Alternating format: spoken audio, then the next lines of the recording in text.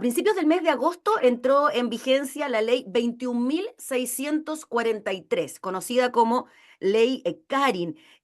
¿Por qué surge esta iniciativa y por qué se llama ley Carin? Pues bien, nos remontamos al año 2019, cuando la técnica de enfermería Karin Salgado finalmente terminó con su vida luego de denunciar un constante acoso laboral que sufría en su trabajo en el hospital de Chillán. Vamos a conversar de lo que implica esta ley que, entre otras materias, dicta ciertas normas para mantener el bienestar material, el desarrollo espiritual integral de las y los trabajadores. Conversamos con la diputada Claudia Mix, quien estuvo encabezando en la Cámara de Diputadas y Diputados un seminario precisamente para abordar esta nueva normativa. ¿Cómo está, diputada? Muchas gracias por el contacto. Hola, buenas. Gracias, Gabriela. Gracias a ustedes por la invitación. Llama la atención primero, diputada, que no existiera hasta ahora una legislación, una ley que normara de alguna manera las relaciones laborales, las dimensiones que existen entre jefe y trabajador, entre empleador y empleado. Y bueno, llegamos a esta normativa que lamentablemente surge de una tragedia, pero que ojalá, y en buena hora, venga a normar, a mejorar las condiciones laborales, ¿no? Sí, bueno, existe la posibilidad, y ha existido siempre la posibilidad de denunciar malos tratos, abusos, ¿verdad? Pero no estaba normado de la forma en que se logró. Pero también hay que vincularlo al convenio 190. Esta ley Karin también responde a un convenio del cual Chile se hace parte como Estado en la OIT. Este convenio evidentemente lo que hace es forzar y empujar la posibilidad de que también en nuestro país podamos tener una ley que complementa lo que tiene los contenidos, digamos, del convenio 190, que lo que busca precisamente es eliminar, erradicar la violencia en los lugares de trabajo, ¿verdad? Porque no solamente de jefe a subalterno, sino que también entre sus pares y también de personas, de terceros, que es también una de las novedades que incorpora la ley Karin. Aborda el acoso laboral, aborda el acoso sexual, pero también incorpora la violencia en el trabajo, en el lugar del trabajo, por tercero. Es decir, por ejemplo, una trabajadora de salud que está atendiendo, llega un usuario y la agrede. Ahí, ¿cuál es la responsabilidad del empleador de resguardar esa integridad frente a la violencia de un tercero? Por tanto, también ahí se incorpora, que es muy habitual, sobre todo en el área de la salud, los que trabajan en urgencia reciben bien seguido malos tratos de los usuarios. Bueno, esta ley lo que hace también es incorporar esta violencia ejercida por terceros en el lugar de trabajo. No necesariamente tu par, no necesariamente tu subalterno o tu jefe. Entonces son aspectos bien importantes que considera esta ley, pero quiero insistir que tiene que ver con la posibilidad que el Estado de Chile, al ratificar el convenio 190 de la OIT, abre este espacio, ¿verdad?, a la discusión, a la incorporación de normas relativas a la prevención del maltrato, de la violencia y del acoso en los lugares de trabajo. ¿Ya? Diputada, en términos prácticos, de alguna manera, ¿qué pasa cuando una persona, una trabajadora, un trabajador, siente que está siendo acosado por un par o por un jefe? ¿Cuál sería el procedimiento a seguir para que se aplicara la ley CAN? Ya, lo que pasa es que hay cuestiones previas a eso, ojalá, ojalá ocurran cosas previas a ese hecho, ¿no? Ojalá nadie tuviera que recurrir, ¿no? Partiendo de esa base, que es lamentable el hecho que tengamos que empujarnos a elaborar leyes producto de estas tragedias, ¿no? Pero previo a eso, una de las cosas que obliga la ley Karin, por eso además dio un tiempo para que entrara en vigencia. No es que se promulgó en un plazo y se dio bastante tiempo. ¿Para qué? Para que no solo la empresa privada, sino también el sector público elaborara sus protocolos. Porque por ahí va la respuesta a lo que tú me dices. Si no existen estos protocolos preventivos, pero también donde orienta a la víctima o la supuesta víctima para poder hacer las denuncias en el caso de acoso laboral, acoso sexual o violencia en el trabajo, que era lo que comentábamos al principio, entonces esos protocolos debieran contener los mecanismos, porque no es lo mismo trabajar para el sector privado, donde la denuncia tú la tienes que hacer en la inspección del trabajo, donde ellos cumplen el rol fiscalizador, pero también hay un protocolo interno donde internamente uno debiera dejar registro de lo que te está sucediendo. Y si eres trabajador del sector público, tú recurres también a través del protocolo a instancias de tu trabajo, a tu servicio, pero quien fiscaliza esta denuncia finalmente es la Contraloría. Entonces existen distintas vías y también distintos fiscalizadores. Por eso, antes de que eso ocurra, lo que tiene que existir sí o sí son la existencia de estos protocolos, donde se norma, ¿verdad? El tipo, se clarifica el tipo de acoso, de acoso sexual, pero también de violencia. Además están obligados los lugares de trabajo a nombrar, en el caso del sector público, fiscales para que haga la investigación del caso. Pero no cualquier fiscal. Hoy día la ley Karin también obliga al sector público a formar y a capacitar fiscales con perspectiva de género y con perspectiva de derecho humano y de género para que estén preparados para abordar. ¿Y por qué uno dice, por qué perspectiva de género? Porque los datos hoy día, las estadísticas nos muestran, y de hecho se hace una modificación al Código del Trabajo por aquello también, es que la mayoría de las denuncias que hay de acoso laboral, de acoso sexual y también de violencia, las víctimas son mayoritariamente mujeres en cifras bastante importantes, ¿no? Sobre todo en algunas áreas de trabajo, algunas áreas de producción, donde la mayoría de las trabajadoras son mujeres, pero también donde ocurre mayormente estos casos y donde las víctimas son mayormente mujeres. Entonces, por eso que también se tiene que preparar a los fiscales para entender que no es lo mismo que tu jefe o tu par te haga una broma o que suba una foto de tu trasero, no es lo mismo, ¿verdad? Porque además hay otro factor que es importante, Gabriela, y que no se me puede ir en estos minutos de la conversación. Y que antes, para tú poder demostrar que fuiste víctima de un acoso, tenían que haber hechos reiterados para que eso ocurriera. Yo tenía que ir a decir, mire, una vez, dos veces, la semana pasada, hace un año, no sé, subió fotos mías, me escribió mensajes, yo nunca consentí, etcétera, etcétera. Hoy día basta solo una vez. Solo una vez se puede configurar ese acoso. Por tanto, ojo para los acosadores, ¿no?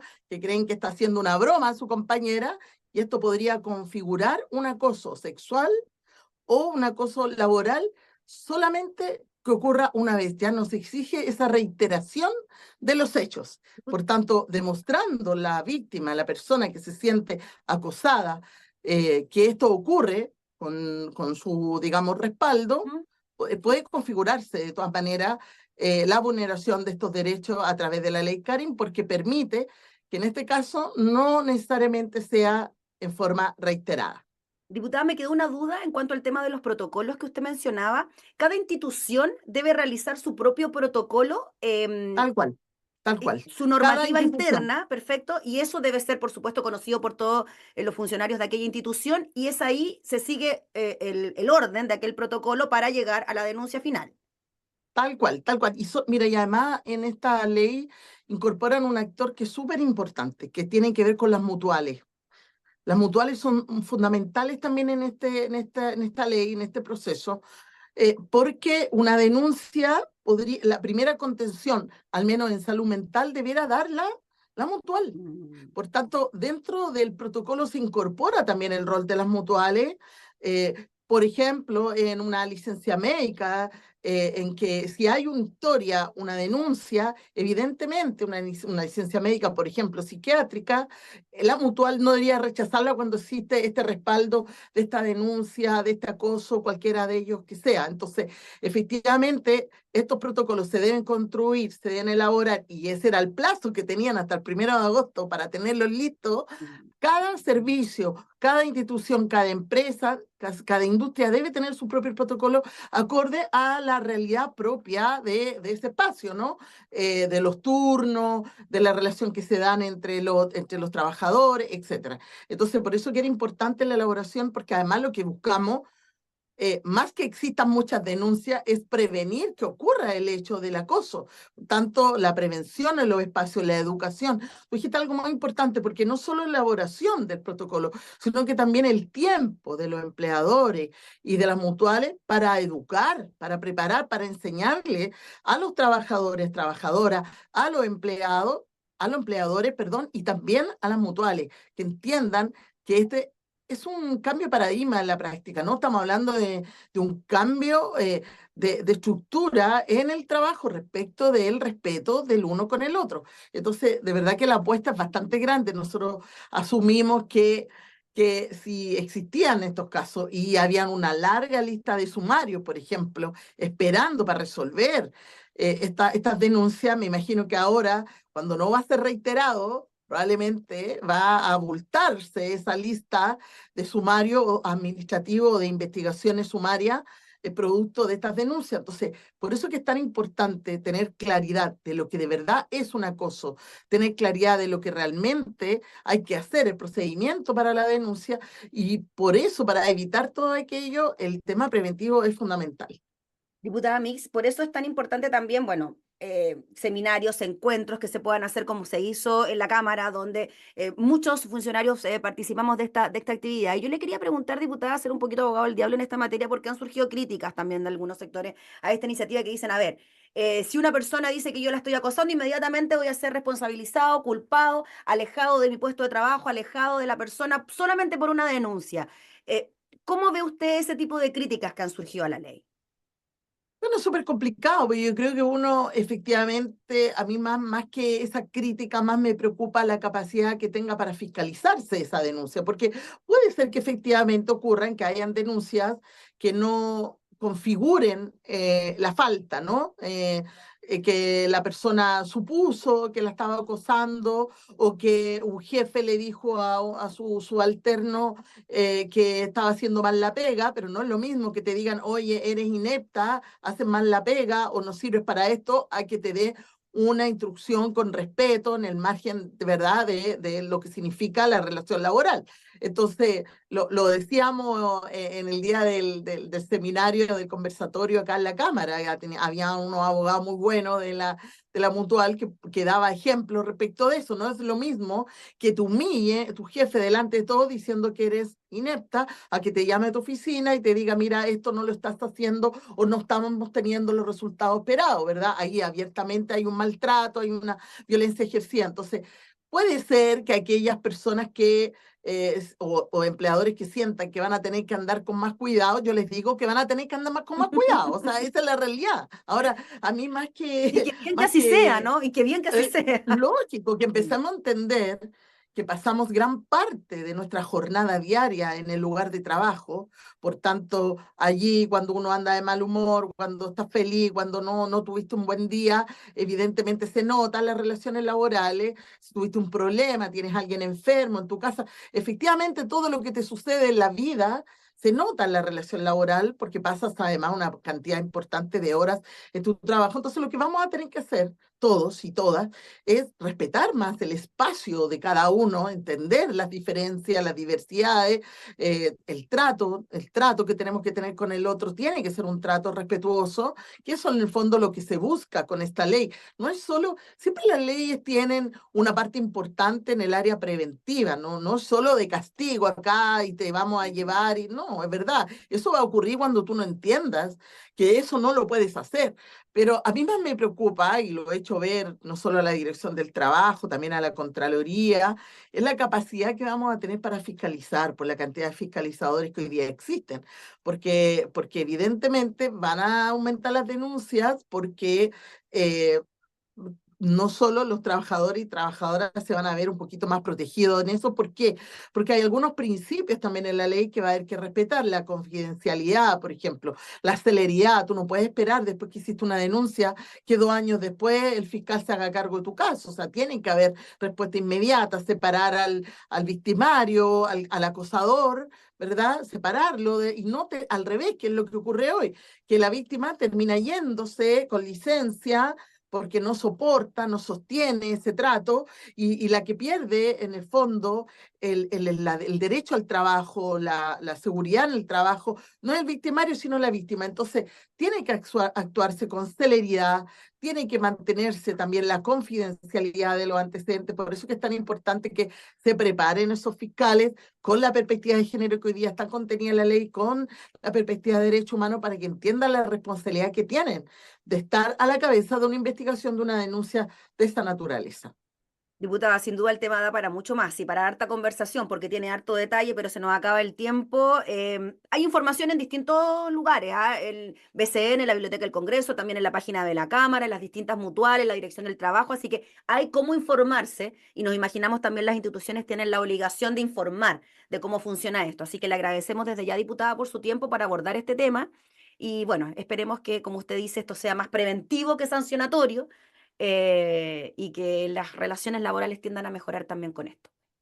Sí, de todas maneras, yo creo que el llamado es que se eduquen, que ojalá también los sindicatos y las asociaciones de funcionarios tienen un rol súper importante acá y también está contenido ese rol en la ley, ojo, porque tú puedes evitar un hecho si es que como dirigente sindical, como dirigente, lo hablas con tu jefatura directa, mira, en tal departamento, tal servicio, está ocurriendo este hecho, evitemos, intervengamos, separemos, etcétera. Entonces, el rol del dirigente, que es donde habitualmente el trabajador y la trabajadora llega primero a decir, mira, Ujú. me está pasando esto, el rol está contenido en la ley, por tanto, es muy importante también que los jefes de servicio, los empleadores conecten con los dirigentes, tengan también este nexo rápido, ¿verdad?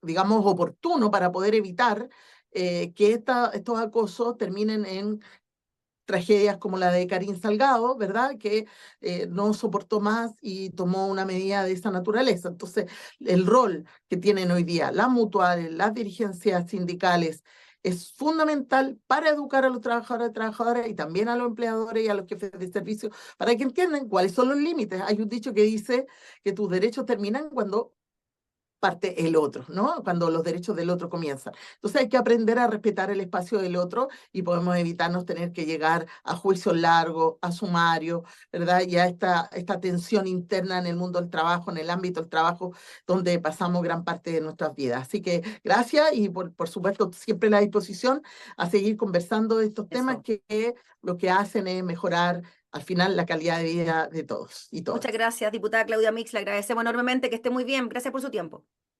Gracias a ustedes.